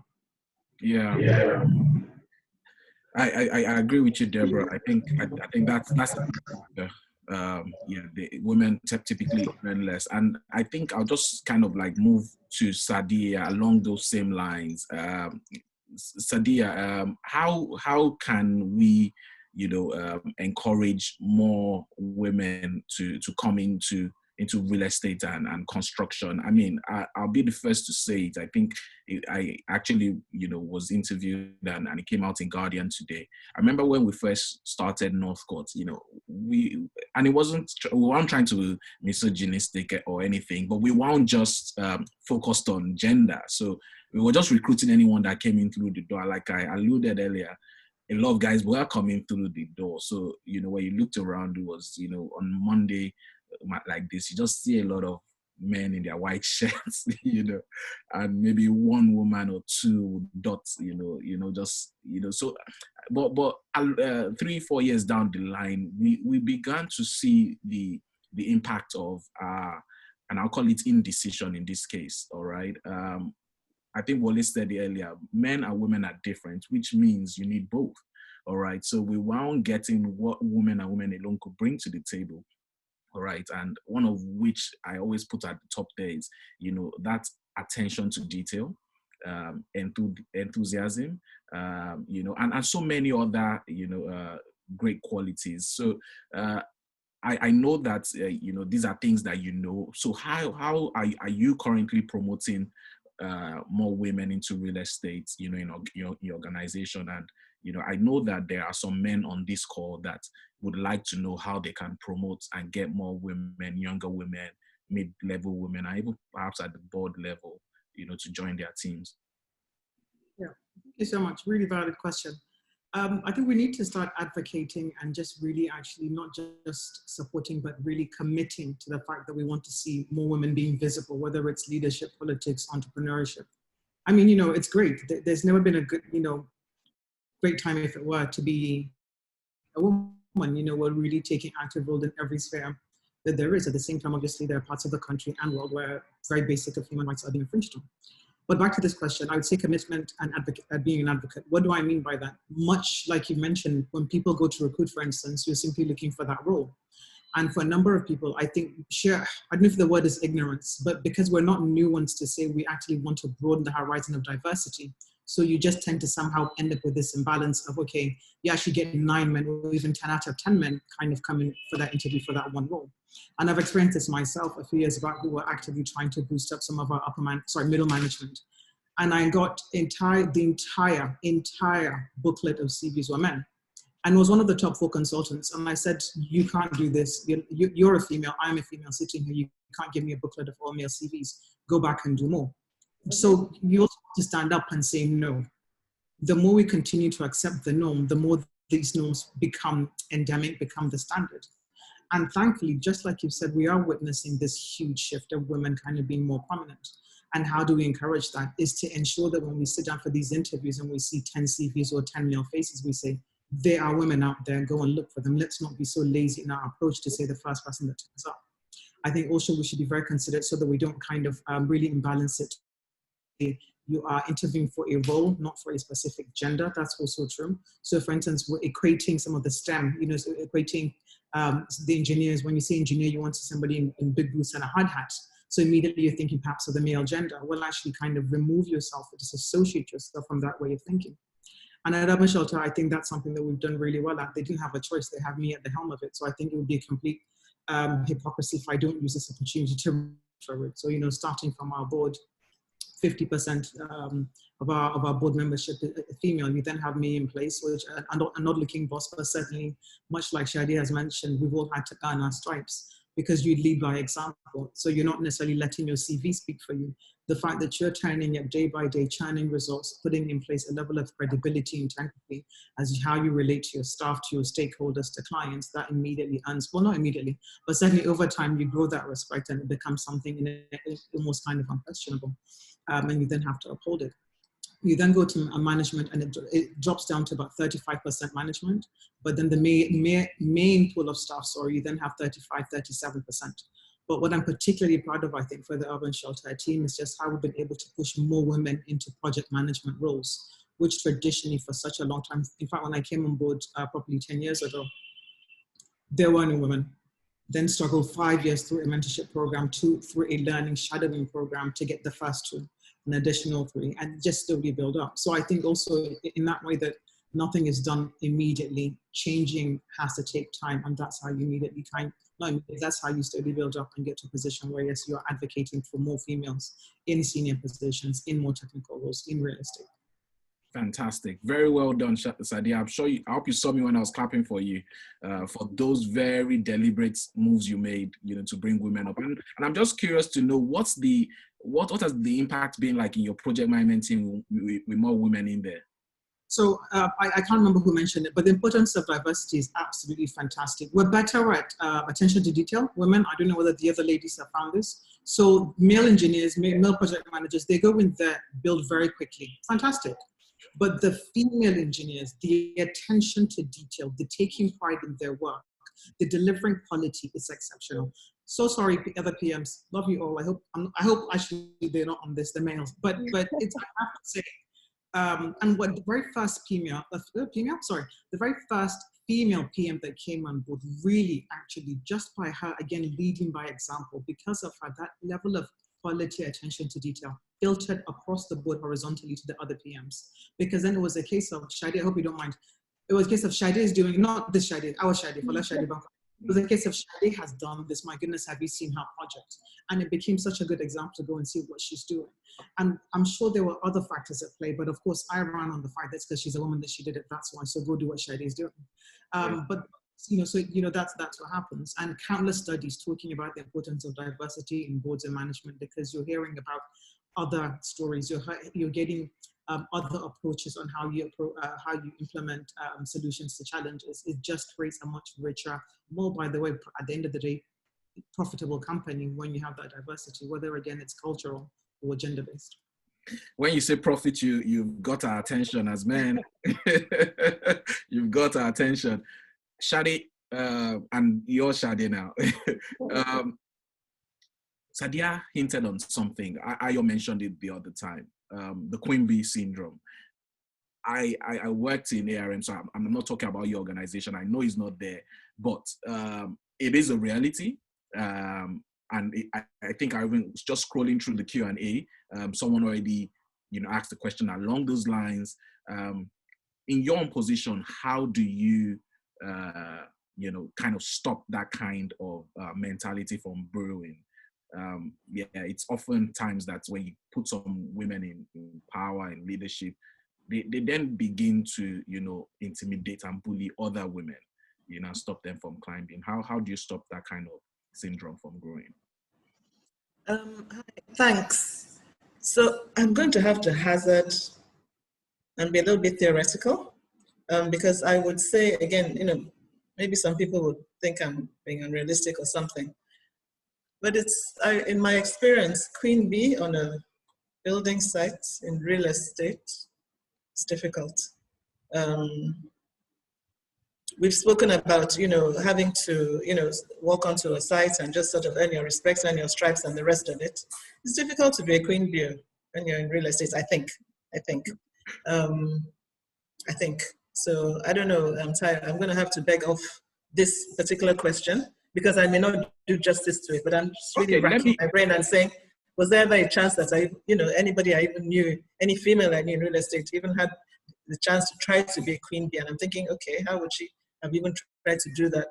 So again, my experience. That's fine, Shadi. Let me ask the house, is there anyone that wants to take a stab at this? Mine isn't real estate directly, but very early on in my career, I was due for promotion, not just due for promotion, but I was due for promotion in a way that is accelerated. And the females of the office got together to petition, not about the whole system of promotion, but Sadia, which I found really bizarre at the time. But I also, so there's that also, that's not just, I think, Queen Bee syndrome, but there's also sometimes, I think, women kind of conflicting with each other and not recognizing what the real issue, what the real problem is, but kind of singling out and putting his face to it that actually had nothing to do with your lack of advancement or other. I think not necessarily, going back to the Queen Bee one, you do have situations actively where we feel as though because we have struggled as women to get there, we somehow should be the only people that enjoy that spot. There's that fear of the next batch coming in. And I think that's hugely detrimental, of course, because you can only improve and change. You contribute your share and you move forward and allow the next batch to come in. That's how we only succeed collectively. There is no point you going through the door and then slamming it shut behind you. That just doesn't make sense. And unfortunately, that's why, and perhaps the panels this might want to discuss this as well. Most of us, I'm sure our mentors have been men, not women. It's been men that will push you to the next spot, that as soon as an interview comes in, they'll say, Sadia, you can do this. Oh, I don't think I'm qualified. You're qualified. Go and do it. Even if you're not, like it till you make it. Go and learn and research. It's very rare to have women pull you up from the bottom. And I think, again, if we collectively here, beyond women that are listening to this, make that commitment to say, we will do every year, I will push so to something. And I think that narrative will then slowly begin to change. Absolutely, absolutely. I do agree with you. I mean, if Ayo wants to come on, just talking about Queen Bee yesterday, and he gave an example, which is, we were just shivering as he was saying it, of an organization that he worked. And if you can believe it, maternity leave was 5 weeks, right? Mat leave was 5 weeks. And obviously there were petitions about mat leave to be, longer.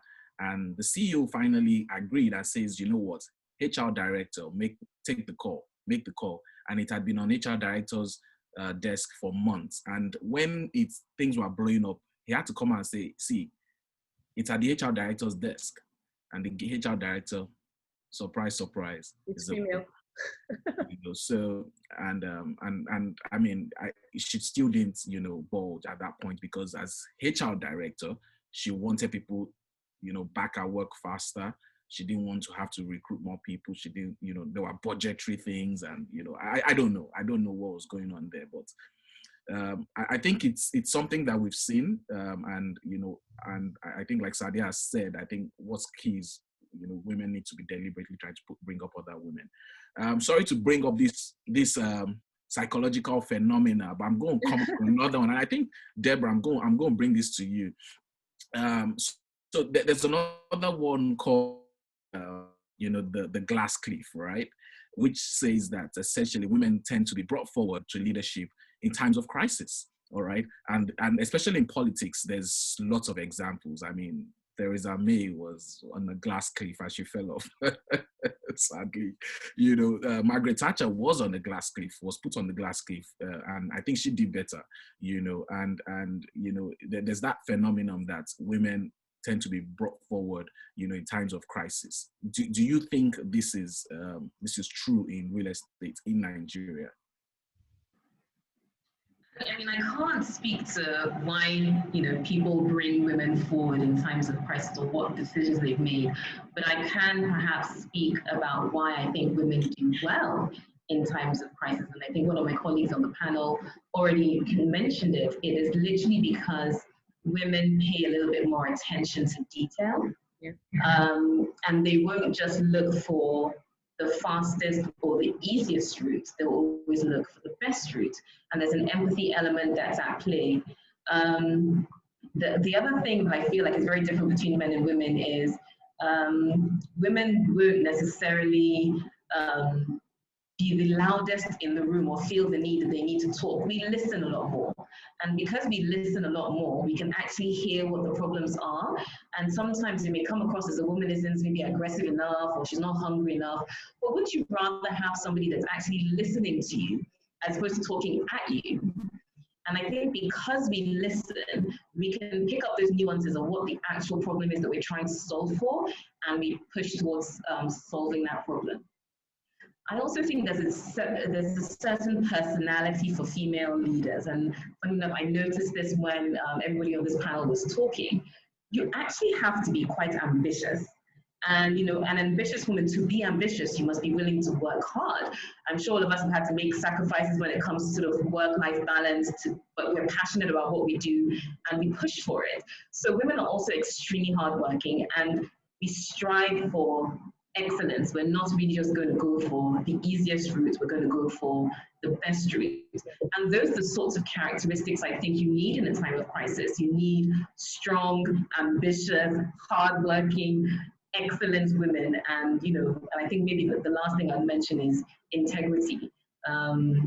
You have to be honest in your dealings, and you say what you can do. You don't make any promises. I think there's this interesting phrase, I think it's from Richard Branson, and nothing against Richard Branson, he's a very successful guy, but he says that if someone offers you an amazing opportunity, just take it and then figure out how to do it. But women don't do that. Women will make sure they have all the right qualifications for the role before they take it. Because imagine if the role was being a lawyer. So because they offered me the role to be a lawyer, I'll take it and then learn to be a lawyer. I'll be a pretty terrible lawyer. And in real estate, it's the same thing. I think you've heard everyone speak about the processes that they've had to go through to transition into real estate. You don't just learn it overnight. All of us have been in these careers for many, many years before we got to where we are.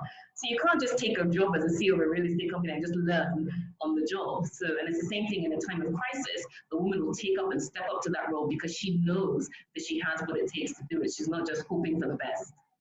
Deborah, fantastic answer to this question. I mean, I didn't even think of this dimension to it, and yeah, fantastic. This one will be making it into those clips on social media.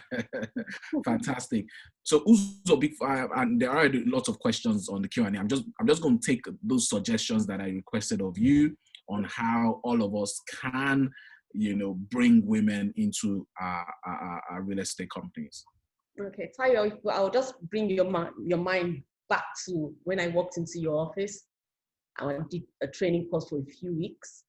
And one of the feedback I gave to you was that I didn't see a woman in your company. Remember? Yes. Yeah. So I walk into a place and I check.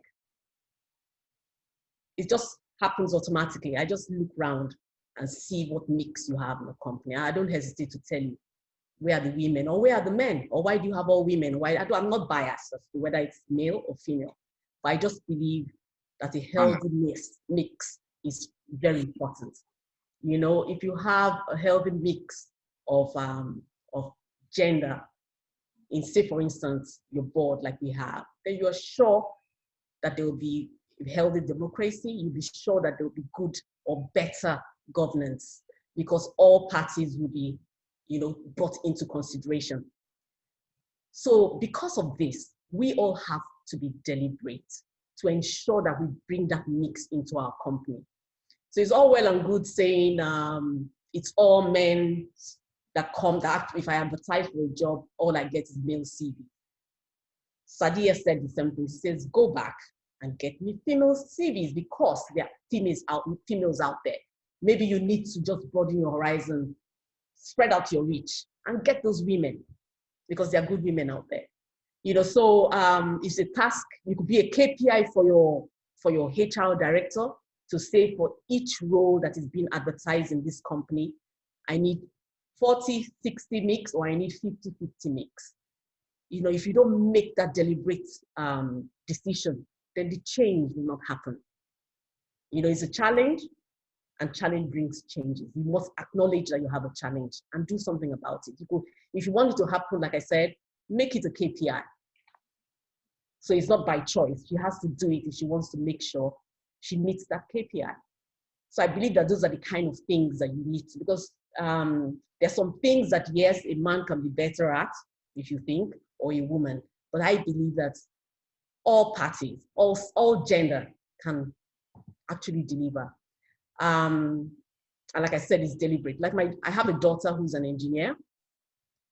And because she's watching me, because you could be an engineer in different areas, she could have decided that she was going to go into oil and gas.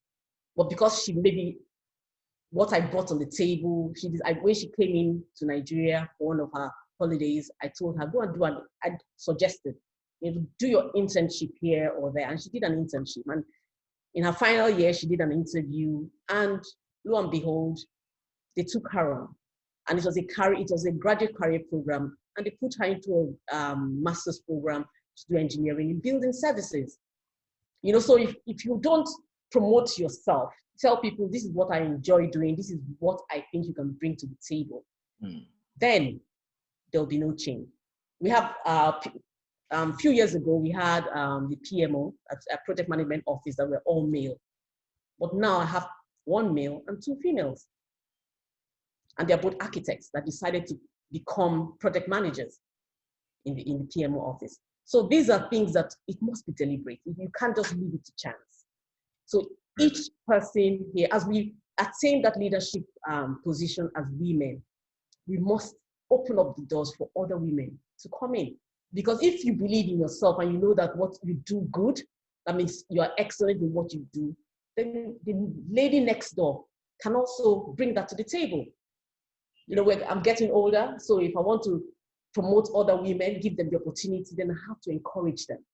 So it has to be deliberate. Fantastic, fantastic. Also, remember that training was in 2017 or 2018. So I want to say, I mean, we need to invite you to our office very soon. I'm sure you'll be proud of us now. Good. I'm sure you'll be proud of us. Good. All right, thank you so much, everyone. This has been great. Let me just jump into some of the questions. Someone asked, Uzo, what made... Sorry, Tayo. Yes, please. My apologies, Tayo, for cutting in. Okay. I have enjoyed this so much, and I have questions as well. But sadly, maybe because I'm on the panelist side, I'm unable to type in my questions for whatever reason. So if you don't mind, I want to just leave my question with you as you go through them. Very simple one. I think you can go ahead and ask it straight away. Go ahead and ask straight away. Yes. Okay, great. It's basically what's the value of a male or female mentor? So I just wanted to get the thoughts of the women with us. You know, those who have had mentors, what has been the difference in the value of male and female? Thank you. Can I take that? Yes, yes. Also, please do take it. When you the difference, because when you have a mentor that is female, she probably have gone through things or challenges that you have gone through, so she's able to give you real facts, advice, as opposed to a man. A man will tell you from his own point of view what he thinks you should do if you have issues, but a woman would actually tell you, volunteer those information that will help build your career, because she's been there, she's walked that path.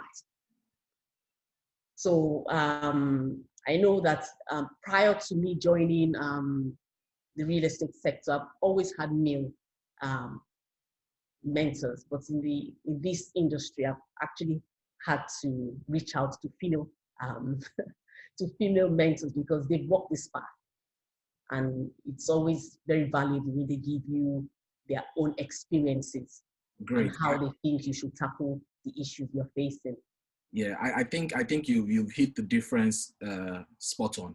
I'm going to go to the Q&A because we're running out of time. What advice would you give a woman who is, and Deborah, this will be for you, who is really interested in real estate investment and has some level of access to finance, but she's married to a partner who is passive about investing, and how to address agents that seem to take the woman for granted due to there not being a man figure around. So I guess she has a passive partner, but she's having challenges handling the investment process herself, because, you know, agents are taking her, you know, on the ride. There's no male figure around her.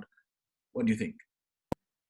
This is a very tough one for me, because I'm a very independent woman. So if my husband isn't interested in investing in something, I'll just go ahead and do it myself. I'll just be okay, no problem, and I'll do it myself. But I think, look, I understand those challenges where if your partner may not necessarily have the risk profile that you have when it comes to investment. But I think once you've made the decision that you believe that real estate is the right investment for you, and I truly believe that real estate is, and you're having challenges with agents, it's just making sure that you go to these inspections, because I'm assuming you're looking to buy a property, you go to these inspections armed with knowledge, because then they can't bamboozle you if you have the knowledge. And do your own due diligence. Understand, first of all, what it is that you need to know before you acquire a property. So information like title, an expired tenure, length of the tenure, pricing in the area, do some of your research as well.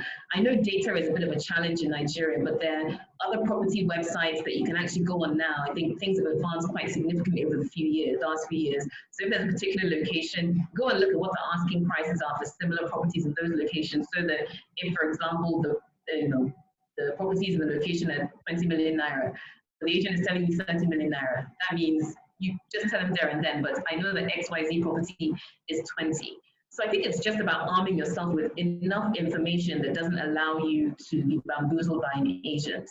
And I have this philosophy before I buy most things, because there might be some things that you buy without thinking, but when it's an investment, I get multiple, especially even in my company, we have this rule in that you must get at least 3 opinions or 3 quotes. So don't just go with one agent. So you can go for an inspection with one, maybe go for inspections with at least 2 others, and then compare the information you're being given. If the information is vastly different, then there's a problem and somebody isn't being honest with you. But we talked about mentorship. So the last bit of advice I'd give to you is never go into any investment. Real estate is a big investment, probably one of the biggest investments anyone will make in their lives. Go with somebody that knows about real estate. So go armed with a real estate professional friend, somebody who's in the industry that can guide you and not allow you to be bamboozled. And I do that in everything. As much as I'm a CEO, I have mentors, male and female. And anytime I come across something I haven't done before, I go to them and say, look, this is the situation. How have you addressed this in your particular field or in your particular company? That's the advice I'd give. Just go armed with information and a good person that knows what they're doing. Great, great. Thank you so much, Deborah. And just also to say to that person, if you need to reach out to a broker, you could email brokerage@northcourtrealestate.com. Yeah. A female broker who will not give you the rounds will attend to you. Just to say that. Rejua says, Sadia, spot on as regards attention to detail. It's the same in facility and property management. Latifa Olajide says, hello, Shade. What advice would you give to an architect who wants to go back into real estate development? What skills does she need to add? So who was it? I think it was Deborah who said that. Well, from my experience, I think that number one, seek opportunities in real estate companies, and then also try to develop your knowledge around finance. So project finance, finance. Just try and develop, your ability to, make financial models, because I don't know if I would agree with Sadia that it's half and half, but I think that there's a very, very strong element or high element or big element that has to do with finance. So I would say develop your skills in finance and then seek opportunities in non-architectural, don't look for work in an architectural firm. Just seek employment in sort of real estate development companies. So finance, knowledge of finance, I would say. Yeah, well said. All right, this question is interesting. Actually, I can see some sarcasm in it, but I just want us to answer it literally because there is, I think it's beneficial to answer it, to the literal side of the question. All right, glad to be here. Why haven't we achieved equality despite all the efforts, and what more can men do to help to achieve equality in all sectors of the economy? So I'm going to change the question to what more, or what can men do? I'm not going to say more. What can men do in achieving equality? I know we've talked about being deliberate, but what else? Because there are men on this call, what can men do? Be more open-minded. Okay. And, interrupted here. Okay, I'm going to let everybody say one thing. So Uzo has said be more open-minded. Sadia, you want to say something? No, just invite us to the table, invite us to the meeting, invite us to golf, invite us, be inclusive with us. Be inclusive, invite us. Take the lady upon as well. Invite us to the table, bring us, take us to that event. Brilliant. Yeah, I agree with Sadia, but I'd also add, I think there's this boys club thing, they need to invite us to the table. And I'm going to add something that might be a little bit controversial. Is don't be scared of the impact a woman can have. I think a lot of times they exclude women from the conversation or exclude women from the table out of fear of what a woman can bring. So I just feel like don't be scared. Just go ahead and bring a woman. I don't see there's any situation where a woman has. Okay, maybe I shouldn't say that. Any situation where a woman has brought anything negative, but I think the value that we bring to the table far outweighs any potential weakness they think we might have. Fantastic. Very well said. Can I invite the other speakers to just come on, put on their cameras now, and tell us what can men do? Just one thing, Chinwe, what can men do? Onyi, what can men do? One thing. Modupe, what can men do? And then Ayo, you can come on and we can, at this point, just, take a screen grab. I know Wale wanted us to do that, for, optics or something. I don't know. Yeah. Okay. Chinwe. I was going to add what Sadia said, which is invite us to the table, but maybe I'll use this opportunity to echo Deborah. Let's turn the tables, listen. If you actually listen, you'll be surprised where you can find opportunities. Because I actually don't think men are necessarily opponents. I think they can support, but they may not know what to do. And so it's just a matter of listening and extending a hand over to support. Because I do have a lot of male mentors once they approach them, but usually it's just being oblivious, not being aware. So if you listen more, then you can be aware and see how it's valuable to have our voices to the table. Fantastic. Thank you so much for that, Chinwe. Onyi, what can men do? I can't agree more with Chinwe, really. I totally agree with that. And it's listen. You can interpret better when you listen. Fantastic. And if I'll take listen further, Sadia said something. She said men like would get it done fast, right? We will churn it out. But women tend to get it done well. So, we need to calm down and listen. I agree. Modupe. Okay, like what Sadia said, I would say be more open-minded to us. Okay. Be more open-minded to us. That's still part of listening and inviting us to the table. Fantastic. Wale, over to you. Thank you so much, everyone. It has been a delight. It has been a delight. This is, I would like to spend International Women's Day this way next year. I couldn't say it any better, Tayo. This is how to spend International Women's Day. I mean, you just listen to women and you just keep soaking it in. I think it's been such an excellent conversation. I just feel like there should be a way we should appreciate the speakers we've had today. And if I may just ask all the attendees, I know some are raising their hands, but I mean, we can't give a virtual applause, right? So maybe you can just raise your hand and so they can see how much you've really appreciated the conversation today. I think it's been excellent. Thank you so much to all our speakers. Wow, so many takeaways. Listen and invite women to the table. Open your mind. You know, this has been like a CPD for me. I'm telling you. I feel empowered. I feel like no, that's the word. We have just been empowered. We've just gone through.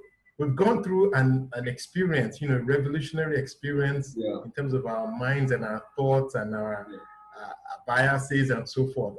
Thank you so much. Does that mean that when you guys go back to the office, you are going to empower the women in your office? Just promise us that. Let's start from here. Yes. Promise. Ayo, it's over to you. Promise.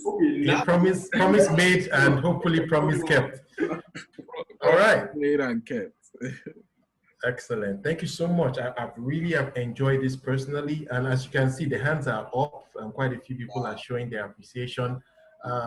It's been great. It's been great. Thank you so much for your insights today. I think we have taken the screen grab. So I think apart from that, there isn't much more to say, but to say Happy Women's Day. Let us all take the learnings and do something with it. I think at the start of the event, I mentioned about some of the things that I think we're hoping to achieve today. One, we wanted to learn, wanted to be inspired, and we wanted to organize. And I think clearly, if we've been listening today, we've been able to take quite a few things away from this. I mean, I personally have wanted to connect with everyone. So you can be sure all of you have one connection request on LinkedIn from me. I think fortunately some have already accepted it. So I hope that this is not the end of the conversation. It's been excellent. Thank you so much. I think extremely rich conversations. I can't say more. I can't overstate it. I think that's the word I would use. So on that note, I want to say thank you to everyone for attending. Thanks so much to Northcourt for putting this together, and of course UPDC for partnering with them to put this together. And on that note, I want to say thank you to everyone, and we look forward to having you at the next event. Unless, of course, there are any other announcements, Tayo. I think we are done. None for now. Thank you for having us in Northcourt. Well done. Thank you for always being there. Bye. All right. Thank you so much, everyone. Enjoy the rest of your day. Thank you. Thank you. Bye-bye. Thank you. Bye-bye. Bye. Bye.